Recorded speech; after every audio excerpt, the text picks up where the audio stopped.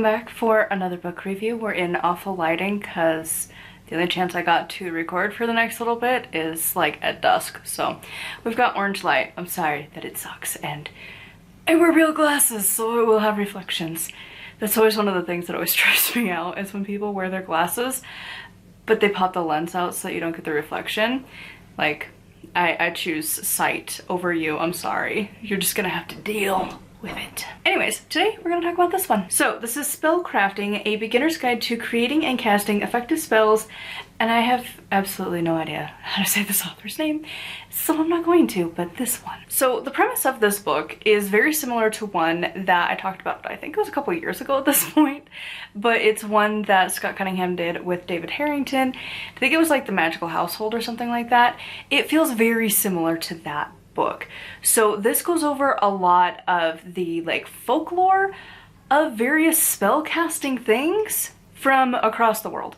It's got a lot from Europe, it's got a lot from Wicca, from modern witchcraft, but also there's a really decent amount from like ancient Greece and ancient like Ireland and like ancient Rome and ancient Egypt, like a lot of the old world, old things and just random little folklore and urban legend kind of things that have just been passed down. So I gave this one a 3 out of 5 star.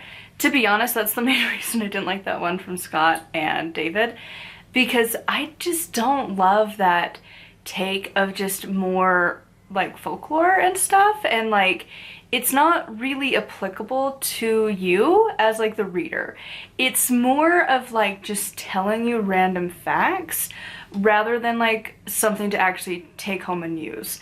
It's just kind of like if you're around somebody who has like a hyperfixation and they're just randomly telling you facts about the thing they're like super excited about, and you're like, that's cool, but also I don't care.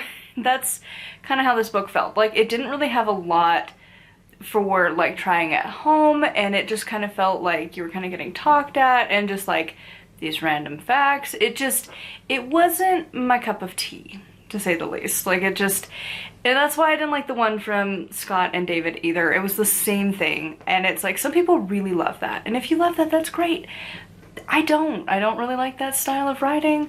I don't like that style of like presenting information. I just find it not really helpful, and I'm not super huge into like just telling me random folklore things that definitely aren't applicable to the modern world. Like, cool that they did this thousands of years ago, but also we've done a lot of things thousands of years ago that we don't do now, except have mischievous cats. That's behind me. That crosses all of the generations. Once we domesticated them, these little monsters just rule our lives. So I would say for this book, if you are very interested in folklore and again like urban legends, just very brief tellings of like spells and ritual-y things that people have done over the years, you will like this book. I don't, but that doesn't mean you won't. So if you like that kind of thing, if you liked the book, again, I think it's like something like, I don't know, I don't remember what it's called, but it's something like Magical Housekeeping or something by Scott Cunningham and David Harrington. If you liked that style of writing, you'll probably really like this book. Like the way the information is presented to you is so freaking similar. It was like a little bit of deja vu for me. I don't know if that's gonna be for other people, but that's how it felt like to me, where it's like once in a while you got one to try at home.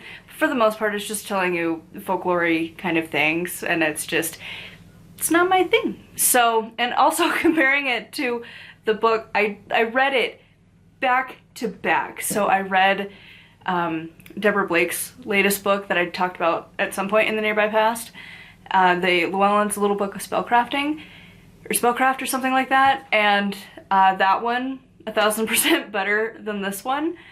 But I think it just comes down to like what you want out of your books, and for me, I don't really care too much about folklore and urban legends and crap that's happened throughout the years. I don't care. Like, I kind of grew out of the history nerd. Doesn't really help me now. I'd rather learn stuff in the modern right now. What can people use them now? So, but that's just me. I would love to know your thoughts on this one in the comments down below. As always, a huge thank you to my patrons. If you would like to support me and get access to exclusive content, it's patreon.com/nightwillowcrafts. Make sure to like, comment, and subscribe. I post every single day, and until next time, bless be.